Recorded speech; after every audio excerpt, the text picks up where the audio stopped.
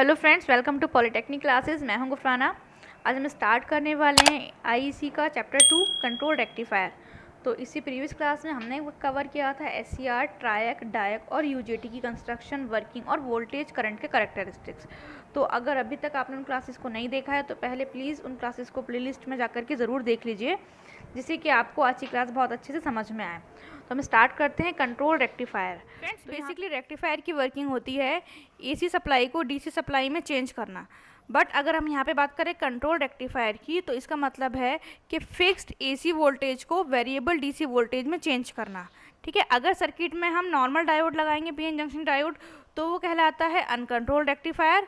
और अगर हम किसी सर्किट में एससीआर लगाएंगे तो वो कहलाता है कंट्रोल रेक्टिफायर। कंट्रोल रेक्टिफायर इसलिए क्योंकि हमने उसको जो एसी वोल्टेज इनपुट में दिया है वो था फिक्स्ड, और जो हमने डिज़ायर आउटपुट हमें मिल रहा है वो है वेरिएबल। तो क्योंकि हम उसके आउटपुट को कंट्रोल कर सकते हैं, वेरीज करा सकते हैं, तो इसलिए उसको बोलते हैं कंट्रोल रेक्टिफायर। तो वैसे जो आपकी जो एसी सप्लाई होती है, अगर हम उसकी बात करें जो इलेक्ट्रिसिटी बोर्ड से आती है हमारे पास, तो 3 टाइप से होती है। ठीक है, तो सबसे पहला होता है आपका एलटी, मतलब लो टेंशन लाइन। जो वोल्टेज होती है लो टेंशन लाइन में वो होती है 220 वोल्ट से लेकर के 440 वोल्ट तक। ठीक है, एलटी लाइन में जो वोल्टेज होती है वो होती है 220 वोल्ट से लेकर के 440 वोल्ट तक। ठीक है, ये है एलटी। एलटी है लो टेंशन लाइन। और अगर हम बात करें एचटी की, हाई टेंशन लाइन, तो उसमें वोल्टेज रेंज होती है 11,000 वोल्ट से लेकर के, मतलब 11 किलो वोल्ट से लेकर के 33 किलो वोल्ट तक। ठीक है, और अगर हम एसटी की बात करें सुपर टेंशन लाइन में, तो सुपर टेंशन लाइन की जो वोल्टेज रेंज होती है वो होती है अबव 33 केवी। तो जितनी भी हमारी 33 केवी से अबव है वो कहलाती है हमारी एसटी लाइन। ठीक है, तो अगर यहाँ पे हम कंट्रोल रेक्टिफायर की बात करें तो यहाँ पर हमें यूज़ करना पड़ेगा सिंगल फेज और 3 फेज सप्लाई। आपको पता ही होगा सिंगल फेज और 3 फेज सप्लाई के बारे में। तो सिंगल फेज सप्लाई की जो वोल्टेज रेंज होती है वो होती है 220 वोल्ट से लेकर के 240 वोल्ट तक।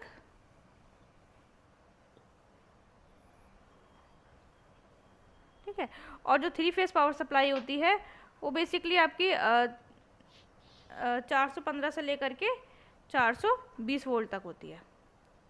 तो यहाँ पे हमें पढ़ना है सिंगल फेज कंट्रोल रेक्टिफायर के बारे में और 3 फेज कंट्रोल रेक्टिफायर के बारे में। तो सिंगल फेज के आपके होते हैं 3 type, half wave rectifier, full wave rectifier और ब्रिज रेक्टिफायर। और जबकि 3 फेज के भी ऐसे ही होते हैं, हाफ वेव रेक्टिफायर इन 3 फेज और 3 phase full wave bridge rectifier. तो अब हम इनको 1 बाय 1 करके डिस्कस करते हैं। तो सबसे पहले तो हमें उसके लिए जानना होगा फेज कंट्रोल क्या होता है। ठीक है, तो फेज कंट्रोल ऑफ एससीआर। तो अगर आपने प्रीवियस क्लास को नहीं देखा है तो प्लीज़ देख लीजिए, वहाँ पे मैंने एससीआर की बेसिक सारी जितनी भी थी वर्किंग प्रिंसिपल्स, सारी चीज़ें वीआई कैरेक्टर्स बताई थी। तो लेकिन तभी मैं थोड़ा थोड़ा यहाँ पर थोड़ा सा एक्सप्लेन कर देती हूँ, मैंने वहाँ पे थोड़ा सा एससीआर के बारे में क्या बताया था।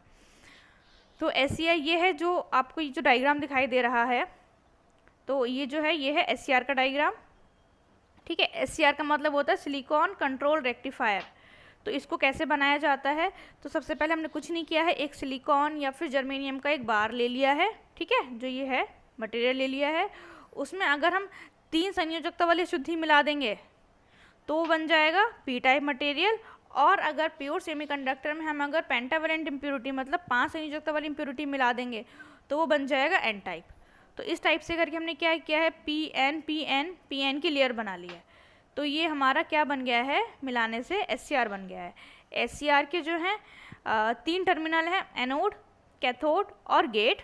ठीक है, 4 लेयर्स हैं, पी एन और 3 हैं जंक्शन। जंक्शन का मतलब होता है जहाँ पे पी और एन टाइप मटेरियल मिलता है तो वहाँ पे वो दोनों मिलकर के एक जंक्शन को बना देते हैं। तो देखिए ये जो पी और एन में जो मिल रहा है तो यहाँ पे बन गया जंक्शन J1। ठीक है, ये यहाँ पे जो जंक्शन है ये बन गया आपका J2, और एक जंक्शन आपका यहाँ है, पी और एन मिल रहा है J3। ठीक है, तो एससीआर क्या है, एससीआर एक 4 लेयर वाली, 3 जंक्शन वाली और 3 टर्मिनल वाली डिवाइस है। तो मैंने आपको बताया था कि सप्लाई की कंडीशन भी बताई थी कि फॉरवर्ड बाइस और रिवर्स बाइस कब होता है। अगर आप एनोड को पॉजिटिव दे दोगे और कैथोड को नेगेटिव, तो वो कहलाता है फॉरवर्ड बाइस। इस केस में जो है SCR कंडक्ट करता है, बट कब, उसकी भी कंडीशन है जब गेट को आप पॉजिटिव या निगेटिव पल्स दोगे, ठीक है। तो अभी हम गेट के बारे में बात नहीं करते, नॉर्मल बात करते हैं। तो अगर आपका ये एनोड पॉजिटिव है, कैथोड अगर नेगेटिव है, तो वो कहलाता है फॉरवर्ड बाइस में, कंडक्शन नहीं होगा। और अगर हम चेंज कर दें, मतलब एनोड को हम कर दें नेगेटिव और कैथोड को कर लें पॉजिटिव, तो वही कहलाता है रिवर्स बाइस में। और रिवर्स बाइस में भी ये कंडक्ट नहीं करता। ये कंडक्ट जब करता है जब हम इसके गेट टर्मिनल पर या तो हम AC सप्लाई दें या फिर हम DC सप्लाई दें, ये उस केस में ऑन होता है। तो अगर हम AC सप्लाई, अब हम इसमें अगर बात करते हैं तो ये हम इसको सप्लाई ये दे रहे हैं, ये जो सप्लाई दिख रही है आपको यहाँ पे सप्लाई दे रहे हैं। तो गेट का क्या है, तो नॉर्मली जैसे ही हमने एनोड को तो कर दिया पॉजिटिव और कैथोड को कर दिया मतलब नेगेटिव, फॉरवर्ड बाइस में कर दिया है इसको हमने। तो उस केस में जब हम गेट पे एक वोल्टेज देंगे तो जिस एंगल पर, मतलब गेट सिग्नल के जो पल्स दी गई है उस जिस एंगल पर SCR टर्न ऑन होता है वो कहलाता है फायर एंगल। ये जो रिप्रेजेंट करता है यहाँ पे, तो इसका मतलब हुआ कि इससे पहले SCR कंडक्ट नहीं कर रहा था और जैसे ही उसने ये यहाँ इस एंगल से एंटर किया तो उस एंगल पे SCR जो है आपका टर्न ऑन हो गया है। तो इस एंगल को, जिस एंगल पर SCR ऑन होता है वो कहलाता है फायर एंगल। तो अब इसके बारे में हम देख लेते हैं क्या क्या लिखा हुआ है। AC सर्किट में गेट के द्वारा SCR को अप्लाई वोल्टेज के सापेक्ष एक एंगल अल्फा पर टर्न ऑन किया जाता है, ठीक है। एक एंगल, जिस एंगल पे ये ऑन कर रहा है उसको बोलते हैं हम टर्न ऑन एंगल, और इसी एंगल को बोलते हैं फायर एंगल। समझ में आ गया। चाहे आप एनोड को पॉजिटिव दे दो, कैथोड को नेगेटिव दे दो, फॉरवर्ड बाइस में होने के बाद भी कंडक्ट नहीं करेगा। ये कंडक्ट जब करेगा जब इसके गेट पे पल्स दी जाएगी, और गेट के पल्स पे भी जिस एंगल पर, उस पल्स के जिस एंगल पर SCR टर्न ऑन होता है वो एंगल कहलाता है फायर एंगल, ठीक है। और इस प्रोसेस को बोलते हैं फेज कंट्रोल ऑफ SCR। वो डिपेंड करता है कि हम 45 पे भी करा सकते हैं, 30 डिग्री पे भी करा सकते हैं। तो हम क्या किया, हमने वेरिएबल तो फ्रीक्वेंसी दे दी, बट हमें मिलेगी क्या उसमें, डिज़ायर, जो हम चाहते हैं वो हमें 1 बाय 1 करके मिल जाएगी। तो इस प्रकार के सर्किट में पावर कंट्रोल फायर एंगल को बदल दिया जाता है। मैं अभी डिस्कस कर चुकी हूँ, बदल सकते हैं इस प्रोसेस को, जिससे फायर एंगल का परिवर्तन से पावर को कंट्रोल किया जाता है, फेज कंट्रोल कहते हैं। पूरा का पूरा प्रोसेस क्या कहलाता है, ये पूरा का पूरा प्रोसेस कहलाता है फायर कंट्रोल ऑफ SCR। तो ये कब पॉसिबल है, जब आपने SCR लगाया है, ठीक है। और अगर आप नॉर्मल PN जंक्शन डायोड लगाओगे तो वो काम नहीं करेगा, आपको डिज़ायर नहीं मिलेगा, ठीक है। वो एज इट इज़ जैसा दोगे वैसे ही मिलेगा, तो वो कहलाता है अनकंट्रोल्ड रेक्टिफायर। और यहाँ पे हम SCR का यूज़ करने वाले हैं, तो इसलिए ये है कंट्रोल रेक्टिफायर, ये कंट्रोल डिवाइस इसमें आता है। तो अब हम क्या पढ़ चुके हैं, अब तक हम सिर्फ नॉर्मली SCR की वर्किंग पढ़ चुके हैं, कंस्ट्रक्शन पढ़ चुके हैं और कैरेक्टरिस्टिक्स पढ़ चुके हैं। तो अब हम उसको एक सर्किट में डिवाइस की तरह लगा करके उसका देखेंगे किस तरीके से वो बिहेव करता है, किस तरीके से वो वर्क करता है किसी सर्किट में। अब हम वो पढ़ने वाले हैं। तो सबसे पहले हमारा टॉपिक है सिंगल फेज थायरिस्टर, मतलब जो है ये हाफ वेव रेक्टिफायर है। हम इसको अगर लिख देंगे तो single phase half wave rectifier है ये। अगर आपसे एग्जाम में पूछे कोई भी तो सिंगल फेज, तो आप हाफ रेक्टिफायर के बारे में यही सर्किट बनाओगे, ठीक है। इस टाइप से करके उसको एक्सप्लेन करोगे। तो अब देखते हैं सर्किट किस तरीके से बना हुआ है। जैसे कि आप यहाँ देख सकते हैं, ये सिंगल फेज AC सप्लाई है। AC सप्लाई जो आती है अल्टरनेटिंग करंट है। यहाँ पर एक स्टेप डाउन ट्रांसफार्मर लगाया गया है, और ये जो है ये है SCR, ये है SCR का एनोड टर्मिनल जो रहा पॉजिटिव, और ये है SCR का नेगेटिव टर्मिनल कैथोड। और जो SCR के अंदर की जो वोल्टेज थ्रेशोल्ड वोल्टेज होती है वो है VT। ये है लोड RL लगा हुआ, ठीक है। RL कुछ भी हो सकता है, इंडक्टिव लोड हो सकता है, कैपेसिटिव लोड लगा सकते हैं हम, तो वो सारी चीज़ें हैं।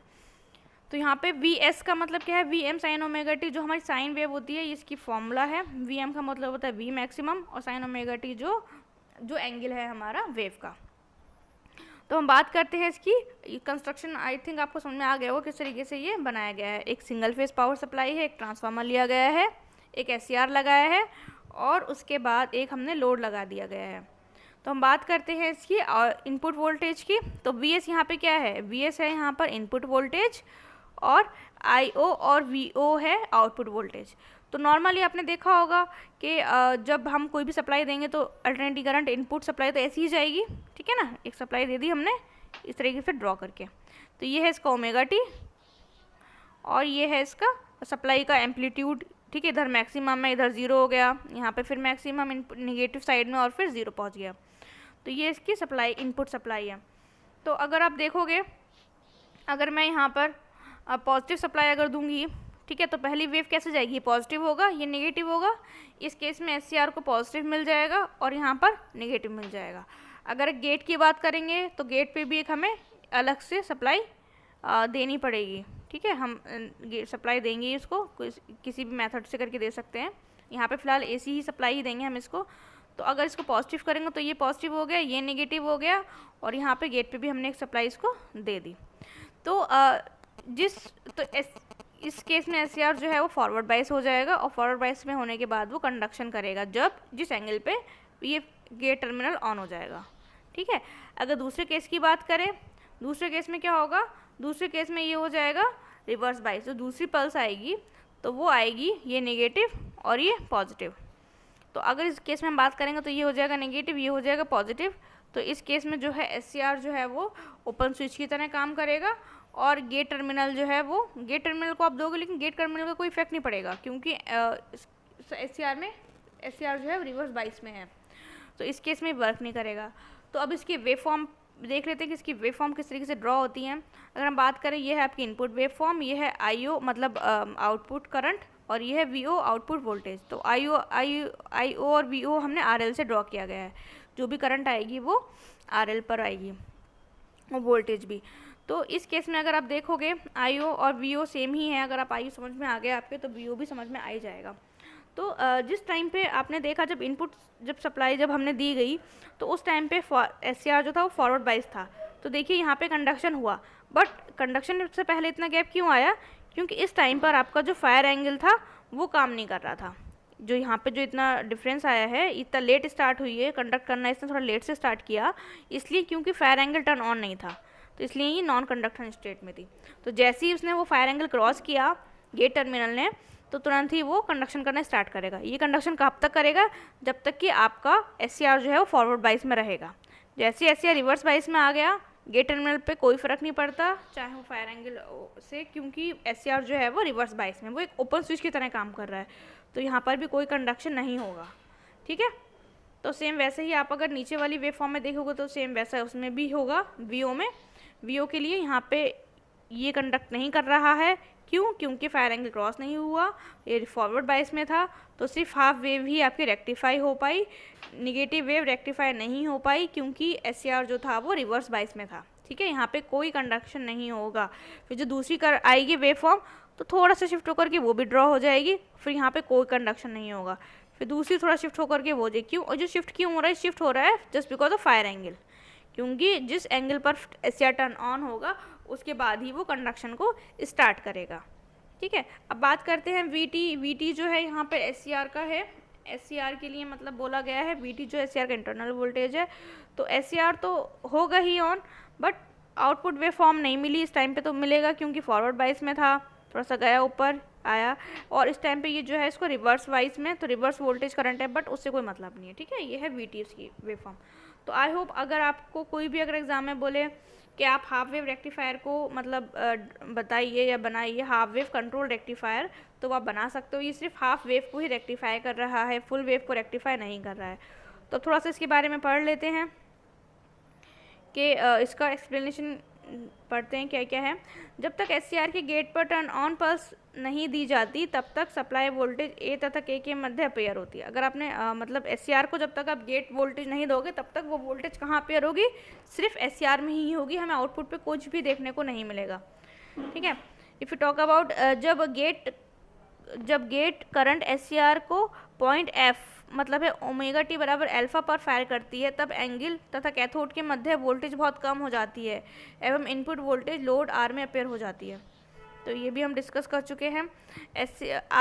SCR तथा लोड रेजिस्टेंस में करंट IO तेजी से H तक बढ़ती है तथा साइन वेव की पॉइंट J पर शून्य हो जाती है। आपको पता ही शून्य क्यों हो जाएगी, जब उसका हम चेंज कर देंगे पोलैरिटी तब वो चेंज हो जाएगी। इस समय आउटपुट वोल्टेज भी शून्य हो जाती है। SCR का एनोड पॉइंट पर नेगेटिव हो जाता है तथा एनोड करंट फ्लो होना बंद हो जाती है। इस समय एससीआर रिवर्स बायस हो जाता है और टर्न ऑफ हो जाता है। तो आप इसको, अगर आप हमारे नोट्स लेना चाहते हैं तो आप हमारे टेलीग्राम चैनल को ज्वाइन कर सकते हैं, जिससे आपको वहाँ पे ये पीडीएफ मिल जाएगी, आप उसको अच्छे से और समझ सकते हैं। तो अल्फा बराबर 0 पर डीसी वोल्टेज आउटपुट मैक्सिमम होती है, तो ये भी याद रखिएगा। तो हम बात करते हैं single phase full wave thyristor rectifier की। ठीक है, थायरिस्टर क्यों बोला गया? थायरिस्टर की जहाँ हमने एससीआर यूज़ करा गया है। तो यहाँ पे भी आप देख सकते हो, जैसे हमने पिछली बार सर्किट देखा था हाफ वेव वाला, सेम वैसा ही है, बट इसमें क्या है, 2 एससीआर लगे हैं, SCR1 और SCR2। तो यहाँ पे दोनों SCR का काम है कि एक टाइम पे हमारा SCR1 कंडक्ट करेगा और एक टाइम पे SCR2 कंडक्ट करेगा। तो ये जो है, ये है AC पावर सप्लाई, ठीक है, ये स्टेप डाउन ट्रांसफार्मर, ये है SCR1 और ये है हमारा SCR2, बीच में जो है वो लोड लगा दिया गया है। तो अब आप इसमें देख लेते हैं कैसे होगा। तो अगर हमारे इसमें भी 2 ही कंडीशन है, ठीक है, एक बार में जब सप्लाई जाएगी तो पहले केस में हो जाएगा ये पॉजिटिव और ये नेगेटिव।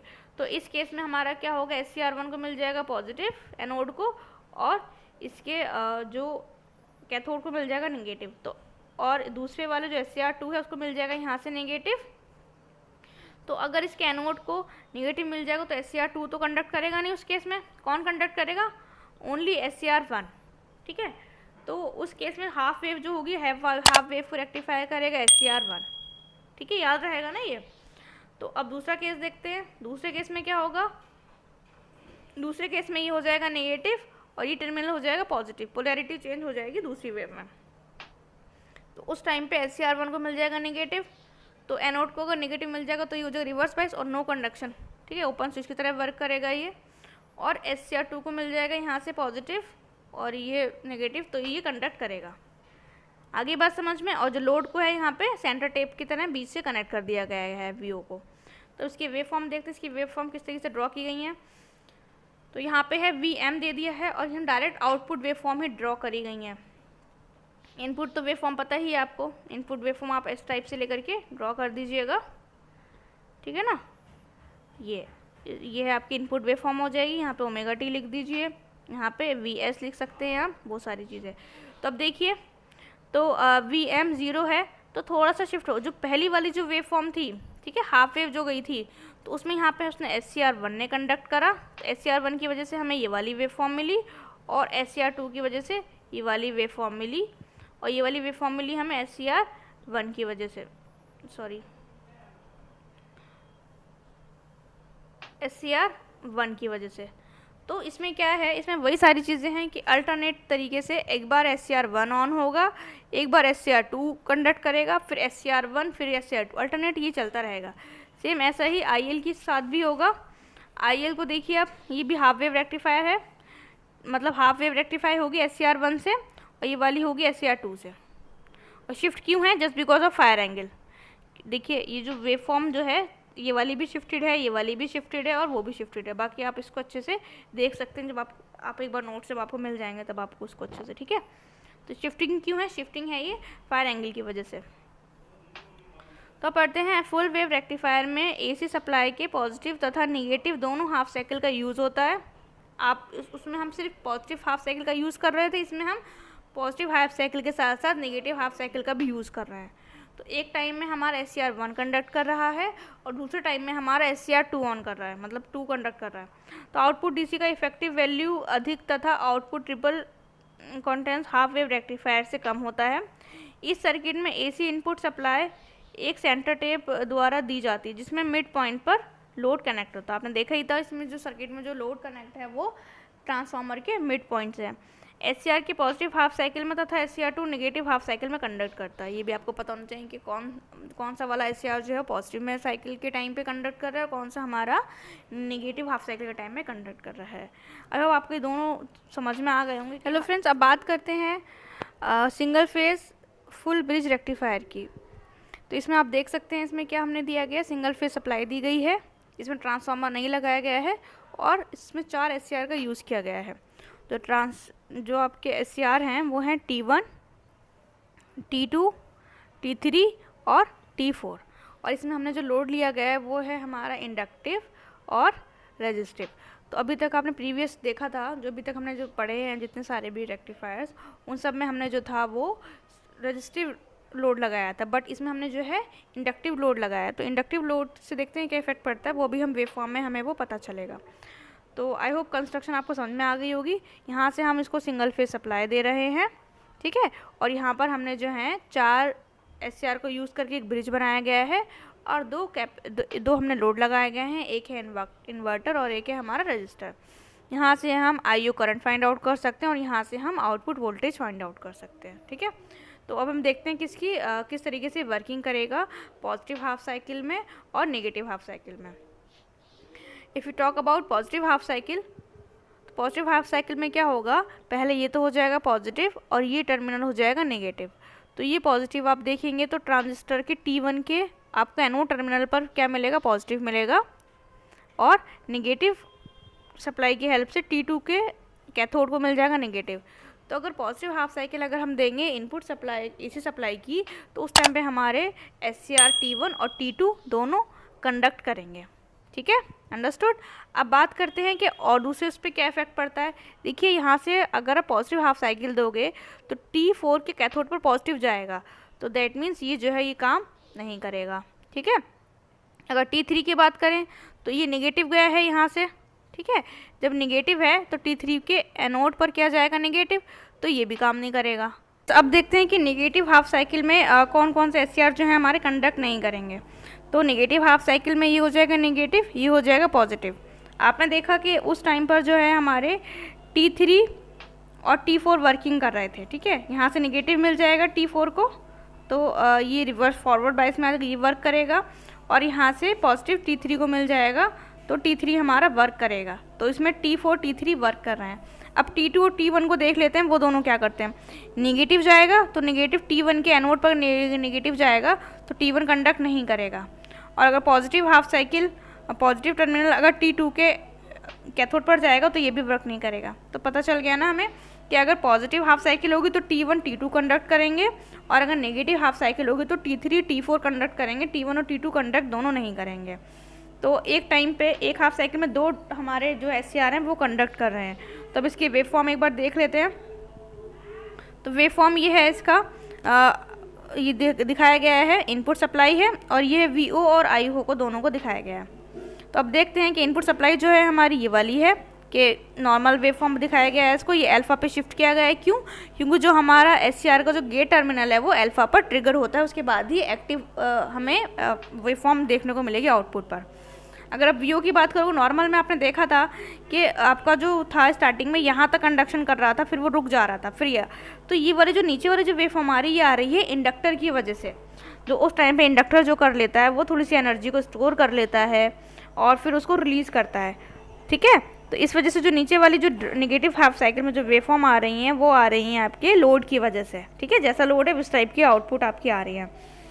तो अगर आप बात करोगे तो इस केस में हमारा T1 T2 कंडक्ट कर रहा है, फिर ये पाई प्लस अल्फ़ा हो जाएगा, जिस टाइम पे हमारा दूसरे T3 T4 के गेट जो है वो ट्रिगर हो जाएगा गेट टर्मिनल के थ्रू। तो उस टाइम पे हमारा T3 T4 कंडक्ट करेगा। तो इसे अल्टरनेट चलता रहेगा। पॉजिटिव हाफ साइकिल में T1 T2 कंडक्ट करेंगे और नेगेटिव हाफ साइकिल में T3 T4 कंडक्ट करेंगे, और नीचे वाली जो वेव फॉर्म आ रही है वो आ रही है आपकी इंडक्टिव लोड की वजह से। तो सिमिलरली जो आउटपुट करंट होगी वो आपको हर टाइम मिलेगी। क्यों? क्योंकि यहाँ पे जो पूरी की पूरी साइकिल है वो रेक्टिफाई हो रही है। तो आई ऊपर आप देख सकते हो, तो पूरी की पूरी आपको वेव फॉर्म मिल रही है, ठीक है। आई होप आपको समझ में आ गया होगा। थोड़ा सा इसमें लिखा हुआ है वो थोड़ा सा देख लेते हैं क्या क्या लिखा हुआ है। सबसे पहली चीज़ तो यही है कि इसमें T1 T2 T3 T4 ही SCR यूज़ किए जाते हैं, और ये चारों मिलकर एक ब्रिज की तरह वर्क करते हैं, ठीक है। इस सर्किट में इनपुट ट्रांसफार्मर की आवश्यकता नहीं होती है। सर्किट में कनेक्टेड लोड हाईली इंडक्टिव है, जिससे लोड करंट कंटिन्यूसली फ्लो होती है, ठीक है। पॉजिटिव हाफ साइकिल में T1 T2 फॉरवर्ड वाइज में होते हैं। ओमेगा टी बराबर अल्फ़ा पर जब SCR को फायर किया जाता है तब T1 व T2 के द्वारा सप्लाई से कनेक्ट हो जाते हैं। इंडक्टिव लोड होने के कारण SCR T1 व T2 ओमेगा टी बराबर पाई से अधिक समय तक कंडक्ट करता है। जो नीचे वाली जो वेव फॉर्म आ रही थी, बताया था ना, इसीलिए आ रही थी। ऊपर इसलिए नहीं आई थी क्योंकि ऊपर हमने रेजिस्टिव लोड लिया था, और यहाँ पर हमने जो है वो इंडक्टिव लोड को लिया गया है। इनपुट वोल्टेज के दूसरे हाफ साइकिल में SCR T3 व T4 फॉरवर्ड बाइस में हो जाते हैं। उस टाइम पे जो है T1 और T2 रिवर्स बाइस में हो जाते हैं। तो T3 T4 के फायर होने से T1 व T2 रिवर्स बाइस हो जाते हैं और लाइन कम्यूटेशन द्वारा नेचुरली अपने आप वो ऑफ हो जाते हैं। तो एक अल्टरनेट करके नेचुरली ऑफ हो जाते हैं, फिर वो ऑन हो जाते हैं। तो यही चलता रहता है, ठीक है। तो अब बात करते हैं 3 phase half wave control power rectifier की। तो 3 फेज़ हाफ कंट्रोल रेक्टिफायर का सर्किट डायग्राम आप देख सकते हैं किस तरीके से बनाया गया है। यहाँ पे जो है हमने स्टार कनेक्शन किया गया है 3 फेज़ में, और उसमें एक एक को हमने क्या बोलते हैं, एक एक SCR लगाया गया है एक एक फेज़ में। तो आपको पता ही है 3 फेज़ की जो पावर सप्लाई होती है वो 415 से लेकर के 420 वोल्ट तक होती है, और इसमें 3 फेज़ होते हैं RYB, मतलब रेड, येलो और ब्लू। तो एक एक फेज़ में हमने एक एक SCR को रेक्टिफाई, मतलब एक एक SCR को लगाया गया है जिससे कि रेक्टिफाई करे। यहाँ पे देखिए जो फेज़ है उसमें करंट दिखाई गई है IR, IY और IB। एक एक SCR लगाया गया है T1, T2, T3, और यहाँ पे IO लगाया गया है, और ये है लोड, इंडक्टिव लोड। तो आप इसको SCR1 भी लिख सकते हो, SCR2 भी लिख सकते हो, SCR3 भी लिख सकते हो। तो हम पे डिपेंड करता है कि हम कुछ भी इसकी मतलब नेमिंग कर सकते हैं, ठीक है। तो बात करते हैं इसकी वेव फॉर्म की। तो वेव फॉर्म इसकी कुछ इस तरीके से ड्रॉ है। तो इसमें जो वेव फॉर्म है वो दोनों ही दिखाई गए हैं, इनपुट करंट और आउटपुट करंट और आउटपुट वोल्टेज में।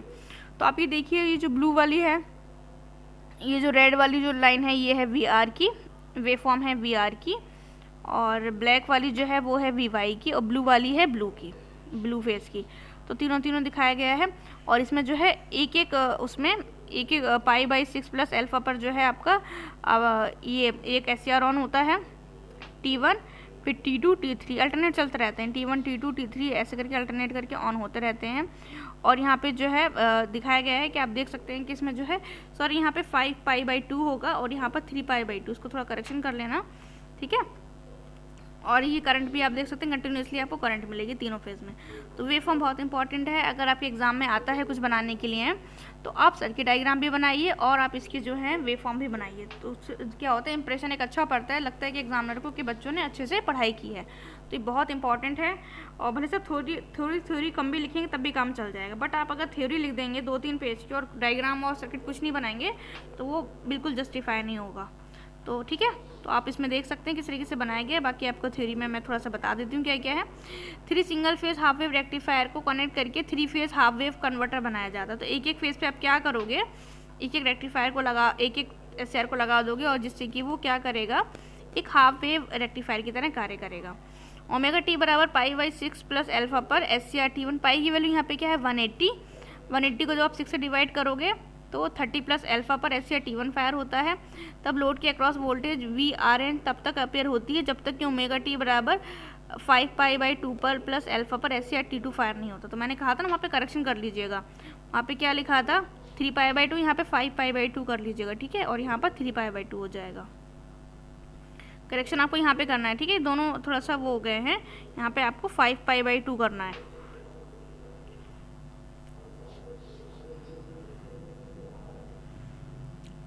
तो इसमें क्या होगा, पहले π/6 प्लस अल्फा पर T1 SCR1 ऑन होगा, उसके बाद π/2 प्लस अल्फा पर SCR2 ऑन होगा। उस टाइम पे पहला वाला जो है वो ऑफ हो जाएगा।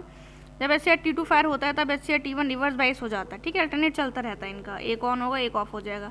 फिर फेज वोल्टेज VYN लोड पर तब तक अपेयर होती रहेगी जब तक कि आपका तीसरा वाला 3π/2 प्लस अल्फा पर SCR T3 फायर नहीं हो जाता।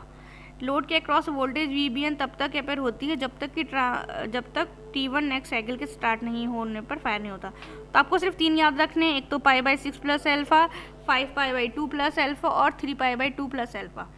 तो π/6 प्लस अल्फा पर कौन ऑन होगा, T1 ऑन होगा और आपको एक वोल्टेज मिलती रहेगी। फिर π/2 प्लस अल्फा पर जो है SCR2 ऑन हो जाएगा, ठीक है। उस पर वोल्टेज मिलती रहेगी कब तक, जब तक कि आपका 3π/2 पर SCR3 ऑन नहीं हो जाता तब तक। फिर से 6 यही अल्टरनेट चलता रहता है और आपका 1 बाय 1 करके T1, T2, T3 ऑन होते रहते हैं। क्योंकि यहाँ पे 3 ही फेज़ हैं तो 3 ही हमने क्या लगाए हैं, 3 ही SCR को लगाया गया है। तो आई होप ये आपको अच्छे समझ में आया होगा। और आप इस प्लीज़ एग्जाम में इसको इसी तरीके से लिखिएगा, पहले सर्किट डायग्राम बनाइए, उसकी वेव फॉर्म ड्रॉ कीजिए, और ये बहुत ईजी है। आप क्या करिएगा, एक single A4 size sheet page लीजिएगा, उस पर सारे ही जो है ना इनका एक एक का लिख दीजिएगा हाफ वेव के बारे में, सामने उसकी वेव फॉर्म, छोटे छोटे सर्किट बनाएंगे तो आप जितनी बार देखेंगे वो आपको अच्छे से लर्न हो जाएंगे, ठीक है। बहुत टफ नहीं है, 2-4 बार प्रैक्टिस करेंगे तो ये आपके हैबिट में आ जाएगा किसकी वेव फॉर्म किस तरीके से बनती है। तो अब बात करते हैं 3 phase full wave bridge control power rectifier की। यह है इसका डायग्राम, ठीक है। इसमें आपने देख लिया है VAN, इसमें जो है आपका स्टार कनेक्शन दिया गया है क्योंकि 3 फेज हैं। तो इसमें जो है आपके 6 SCR को यूज़ किया गया है, लोड लगाया गया है। तो यहाँ पे देखिए ABC का मतलब वही है, RY आप चाहो तो कुछ भी लिख सकते हैं, ABC फेज भी लिख सकते हैं हम, RYB भी लिख सकते हैं, और 6 SCR का यूज़ किया गया है इसमें। तो अब इसमें देख लेते हैं इसकी कंस्ट्रक्शन किस तरीके से। SCR द्वारा कंट्रोल 3 फेज ब्रिज कन्वर्टर का इंडस्ट्रीज़ में यूज़ किया जाता है, ठीक है। मैंने आपको स्टार्टिंग में बताया था HT, LT और ST। तो जो भी इलेक्ट्रिसिटी बोर्ड सप्लाई आती है तो वो बहुत ज़्यादा हाई रेटिंग की होती है, तो वहाँ पे हमें क्या करना होता है, वहाँ पे हमारी जब वोल्टेज बहुत ज़्यादा है तो फिर वहाँ पे हम 3 फेज़ का यूज़ करते हैं और फिर वहीं पर ही हम इन सबको इंडस्ट्रीज़ में यूज़ किया जाता है इनको। डायग्राम में एक इंडक्टिव लोड के साथ फुल वेव ब्रिज कन्वर्टर का सर्किट शो किया गया है। इस कन्वर्टर में SCR π/3 के इंटरवल पर ऑन होते हैं, ठीक है। इसमें क्या होता है, इसमें एक टाइम पे 2 आपके SCR ऑन हो जाते हैं, ठीक है। T1 व T6 ऑन होते हैं। अभी सिंगल वेव वाले में देखा था हमने, हाफ वेव में देखा था कि एक SCR लगाया था आपने एक फेज़ के साथ। यहाँ पे क्या है, 6 SCR लगे हुए हैं, तो एक फेज़ के साथ में एक टाइम पे 2 SCR आपके ऑन होते हैं, मतलब कंडक्ट करते हैं वो। तो इस कन्वर्टर में SCR π/3 के इंटरवल पर ऑन होते रहते हैं। सर्किट में फ़िल्टर की आवश्यकता कम होती है। ओमेगा T = π/6 + अल्फ़ा पर T6 में कंडक्शन हो रहा था तथा T1 में कंडक्ट स्टार्ट हो जाता है। तो π/6 + अल्फ़ा ≤ π/2 + अल्फ़ा पीरियड में थायरिस्टर T1 व T6 दोनों कंडक्ट करते हैं। याद रखिएगा यहाँ पे पाई की वैल्यू क्या है, 180, और लोड पर लाइन वोल्टेज VAB अपेयर होती रहती है। फिर ओमेगा T बराबर क्या होता है, π/2 + अल्फ़ा पर SCR T2 फायर हो रहा था, तो T6 तुरंत क्या हो जाएगा, रिवर्स बायस हो जाएगा। Interval π/2 + alpha omega T π/6 + alpha period में SCR T1 व T2 कंडक्ट करते हैं तथा लोड के क्रॉस लाइन वोल्टेज VAC होती है।